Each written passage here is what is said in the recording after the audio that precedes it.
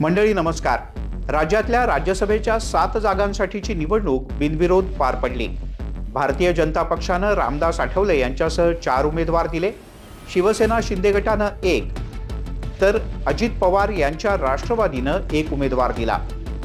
एक शेवटचा उमेदवार राहिला होता, तो शरद पवार यांच्या रूपानं महाविकास आघाडीनं दिला आणि ते आता विजयी झाले आहेत.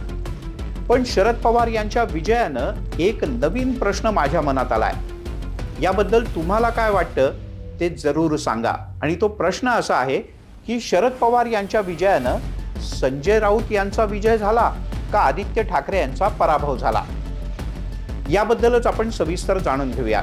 मंडळी, असा प्रश्न माझ्या मनात येण्याचं सगळ्यात महत्त्वाचं कारण म्हणजे राज्यात राज्यसभेच्या निवडणुकांचे वारे वाहू लागले त्या आधी संजय राऊत, की जे शिवसेना उद्धव बाळासाहेब ठाकरे पक्षाचे खासदार आहेत आणि प्रवक्ते आहेत, तसंच ज्येष्ठ पत्रकार आणि संपादक आहेत, त्यांनी सगळ्यात आधी शरद पवार हे आमचे महाविकास आघाडीचे उमेदवार असतील असं स्पष्टपणे म्हटलं होतं त्यांच्या सकाळच्या पत्रकार परिषदेत.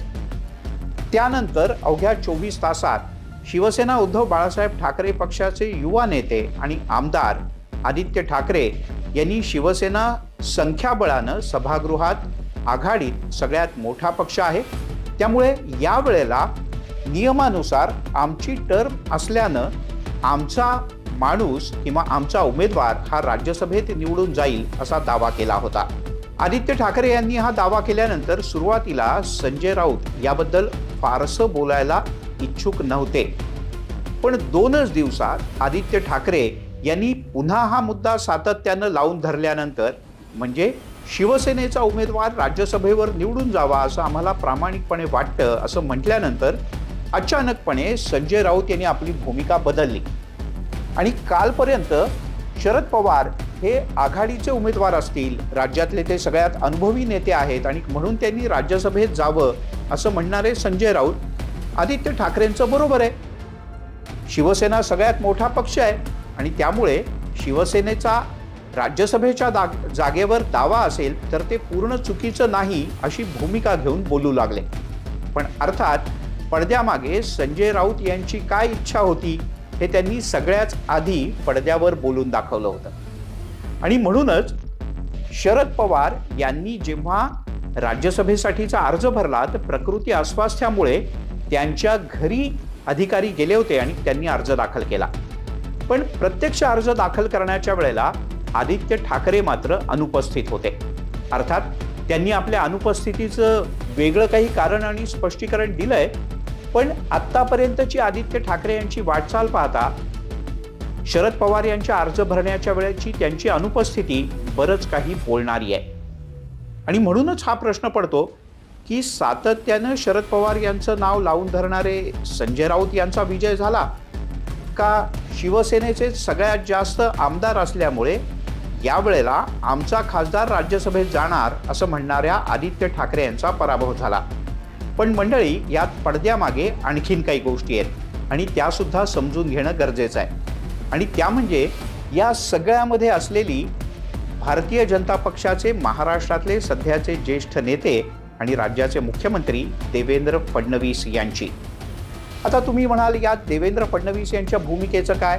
पत्रकारांनी वारंवार विचारल्यानंतर महायुतीचे 6 उमेदवार निश्चित निवडून जातील आणि आघाडीच्या उमेदवाराचा निर्णय आघाडीनं घ्यावा असं देवेंद्र फडणवीस यांनी म्हटलं होतं. पण जेव्हा पुन्हा विचारण्यात आलं त्यावेळेला मात्र शरद पवार जर का महाविकास आघाडीचे उमेदवार असतील तर आमचा विरोध नसेल अशी भूमिका देवेंद्र फडणवीस यांनी मांडली. म्हणजेच एक प्रकारे काँग्रेस आणि शिवसेना उद्धव बाळासाहेब ठाकरे पक्षाला अप्रत्यक्ष इशाराच दिला की जर का तुम्ही तुमच्या पक्षाचा उमेदवार उभा केलात तर महायुती सुद्धा आपला उमेदवार निवडणुकीच्या मैदानात उतरेल. आणि यापूर्वी 2 वेळेचा अनुभव लक्षात घेता ज्या पद्धतीने देवेंद्र फडणवीस यांनी राज्यसभेच्या करता मतांचं गणित मांडलं आणि पसंतीचे क्रम दिले आणि त्या दोन्ही वेळेला महाविकास आघाडीला बसलेला फटका लक्षात घेता काँग्रेस आधीच सावध झाली आणि त्यांनी तलवार म्यान केली. पण आदित्य ठाकरे काही तलवार म्यान करायला तयार नव्हते. पण परिस्थितीच अशी निर्माण झाली की आदित्य ठाकरे आणि शिवसेना उद्धव बाळासाहेब ठाकरे पक्षाला पर्यायच राहिला नाही की त्यांनी शरद पवार यांना महाविकास आघाडीचे उमेदवार म्हणून स्वीकारावं. आणि म्हणूनच माझ्या मनातला पहिला प्रश्न तो म्हणजे राज्यसभेत शरद पवार बिनविरोध निवडून जाणं यात आदित्य ठाकरे यांचा पराभव आहे का संजय राऊत यांचा विजय आहे. आणि त्यातलाच उपप्रश्न म्हणजे हा देवेंद्र फडणवीस यांच्या स्टेटमेंटशिपचा हा विजय आहे. तुम्हाला काय वाटतं आम्हाला जरूर कळवा.